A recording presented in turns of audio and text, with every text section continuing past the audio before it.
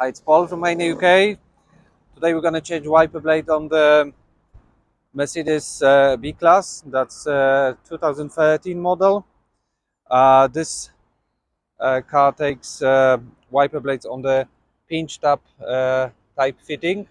First we're going to change the driver side, which is 26-inch long. Okay, first we're going to remove the wiper blade. So to do it, just squeeze that end and twist the wiper.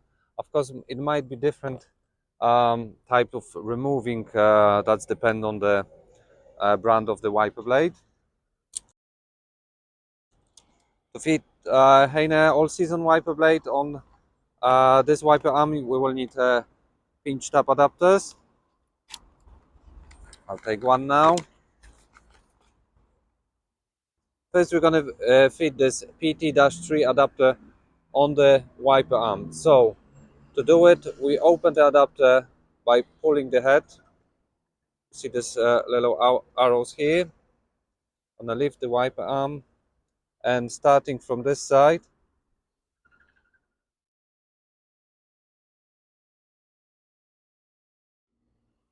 yeah, once adapter is fitted, we will fit the metal bar of the wiper blades in the middle of the adapter.